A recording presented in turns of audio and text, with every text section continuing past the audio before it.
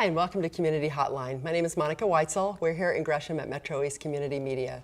At MetroEast, we teach you how to make your own television shows and put them on the air. And Community Hotline focuses specifically on nonprofits and community groups in your neighborhood. And one thing I want to say before we get started on our interviews is that we're having an open house here at MetroEast on Saturday the 21st. It's from noon to 6 p.m. and we'd love to invite you to come. If you've never been here, please come check it out. We have all sorts of raffle prizes to win, an iPad, and all sorts of other things. And you can take a tour and ask us questions, and I think you'll like what you see. So now I'd like to start with our first interview, which is with the Soroptimists International of Lake Oswego and West Linn. And representing them is Pam Banning, the Public Awareness Co-Chair, and Tara Lawrence, the other co-chair for Public Awareness. Nice to have you here again. Thank you, Monica. And it's only been, you know what, 6 months or so since you were on before, but you guys keep really busy. Really, really busy. We do, because we believe our mission, which is important, our mission is to improve the lives of women and girls, not only within our local communities, but throughout the world. That's a huge undertaking. I mean, and it's a very general, very broad sort of a mission. So what areas do you focus on? We focus on we believe that prevention is best achieved by raising public awareness and educating our community members, community leaders, and then also families that where our women and children are at. We work collaboratively with other organizations like the Clackamas County Sheriff's Office, the DA's office, CASAs, which are court-appointed special advocates, and women and children shelters, and provide resources for them. So the kinds of issues that you're dealing with, is this domestic violence issues? You do work with, I believe, it's sex trafficking issues. Don't you work with women on that? What other kinds of things? I mean, what are we talking about here?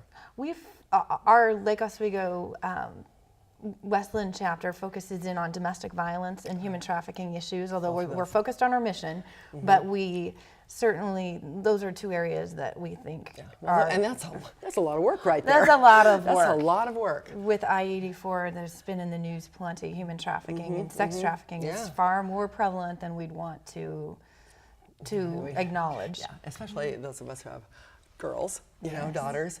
Right. Well, and sons too, really. It's not just limited to the girls, but it's a really scary thing. And I imagine, you talked about prevention, I imagine that's got to be the main focus, because and educating those kids as to the dangers. I mean, there was just a thing on the radio today about a gentleman that was, luring young girls, trying to meet up with them through Facebook, and social media has changed everything a lot. Pam, how do you go about doing that through Soroptimists? Well, on one hand, with the education part, like this last year, we did a series of 3 panels that took place. One again, helping educate the public against child abuse, another one against domestic violence, and a third one against human trafficking. And they did take up a lot of our time.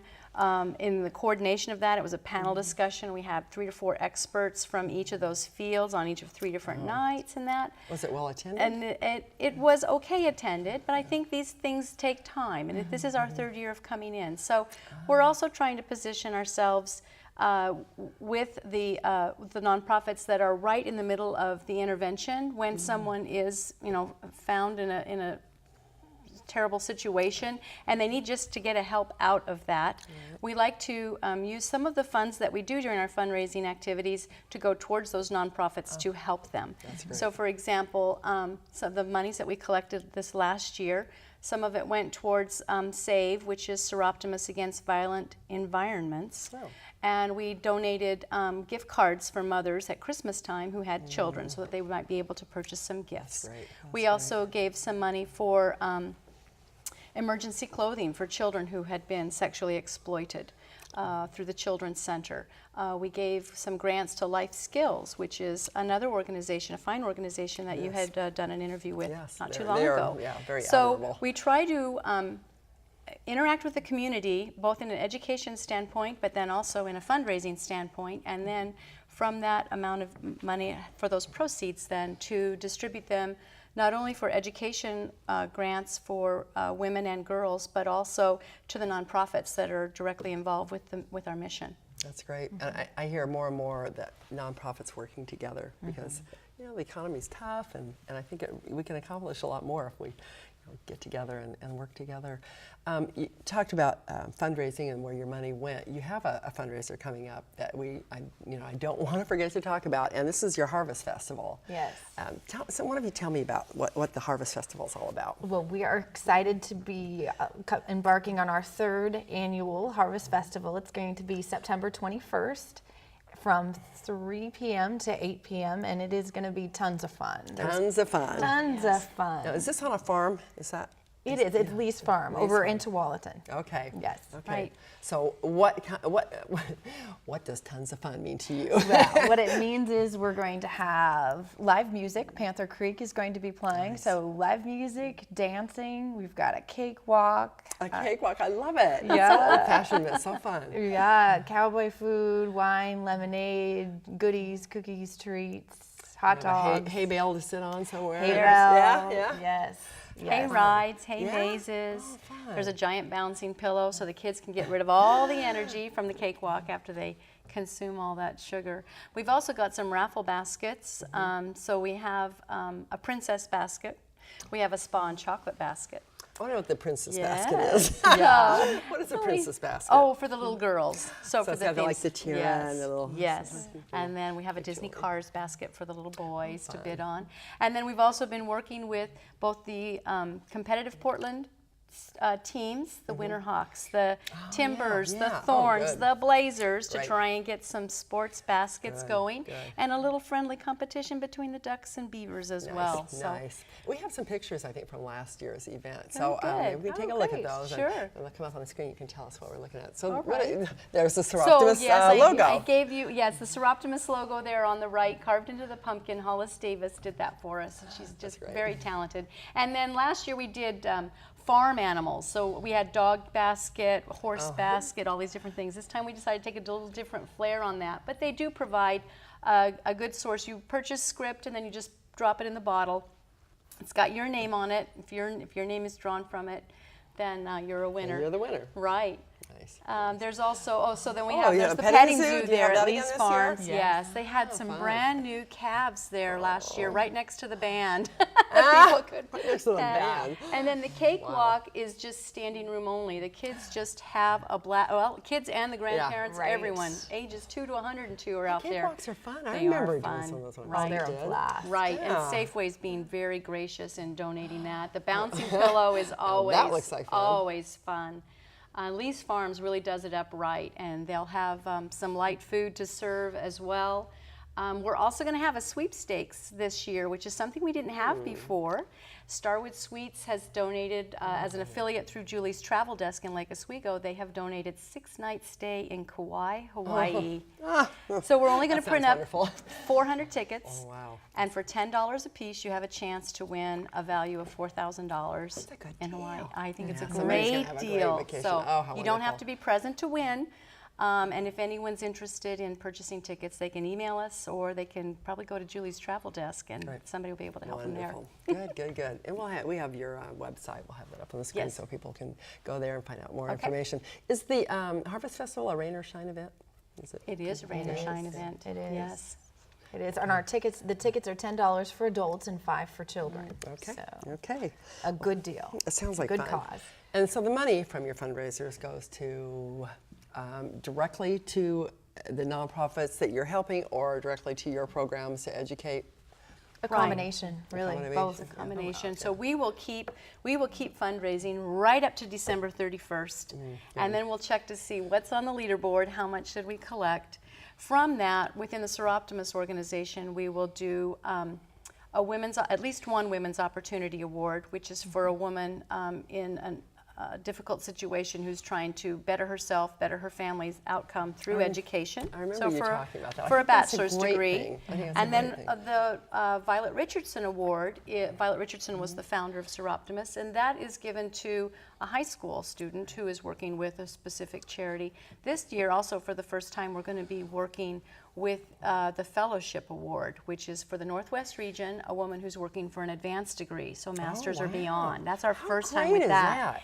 And the great part is it's not just our seed money that goes to them, but they go on to the next level of competition, if you will, amongst the clubs, amongst the region, to the federation level, to the international level. If they make it to the they top, make what it- kind of a scholarship There won't be or any help? worries left. Really? There won't be any How worries great left. is that? That's well said.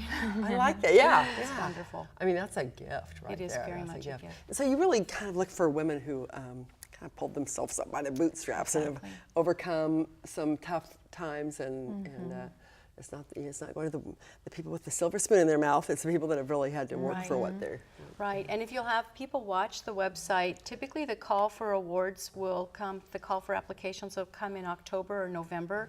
So and if I then knew close somebody in that I January. thought If would you know somebody, qualify. they can See, go that's out to the nice. Soroptimist website, get the application, and if we get too many applications and another club doesn't get enough, then we share? split and share. Yes, great. it's, Is that applications for both awards, the Violet Richardson Award and the other one? they're two separate I mean, ones. but can people nominate for both?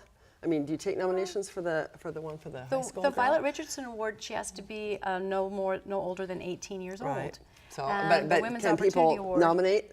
Oh, yeah, sure, that's what sure, I'm sorry. asking. Yeah, they can. So somebody could nominate if my neighbor kid, babysat Absolutely, for me, yes. and then she's doing this amazing thing with a local nonprofit. I could nominate her. Right. Absolutely. We'd love your readers to nominate amazing young ladies and women. Yeah, Absolutely. there's a lot of them out there. Absolutely. That's a good thing to know. Do they have to live in your specific area? No, not that I'm aware of. Because I know there are No, Soroptimist and there's clubs, 7 to all 9 over. clubs in this whole valley and going up into Washington. So Good deal. there's Good deal. plenty of So how long have opportunity. you both been involved with the Soroptimists? 3 years for myself. 1 year, a little over a year for me. Just a little over a year. Yes. Yeah, it's a great opportunity to help other women. So, what do you think about the Soroptimists? How would you encourage other women to join the Soroptimist Club? I'm sorry. What I was about going to jump in. I was going to say, You go right ahead. What about it?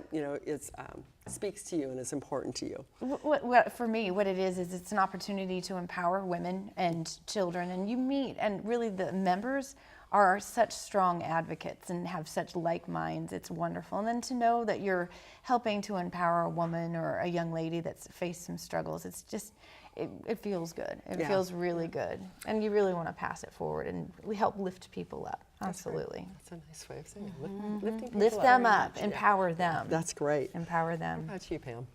I started in the summer of that first year and went to that meeting in December where they announced how much money they had, and we made decisions on how much each of the awards were going to go home or going to go to people. And I drove home just pounding on the steering wheel going, next year I have to help make this more, because I don't even know who's going to come forward and apply for this money. But if someone can think outside the box and ask for the help, just the ability to know that we have some help available, it just bursts my heart. It just makes all the difference. You two are probably great to have in a club. I can tell that. Great positive attitude. There's a good cross section of different industries, retired women, professional women, and everyone brings their past experiences to the table. There's opportunities for personal growth. Tara and I were talking about that in the car, like public speaking. That's not something Here we you always are. do, and We here we are. are. You weren't TV and stars before. No. No. Not incognito. No. We're just about out of time, but I have here donations for women's awards. Right. Tell me what I just kind of wanted to put this out also to the people listening in and watching us, that if they're not able to attend on Saturday, the September 21st, perhaps they're at your family day. Yes, yes.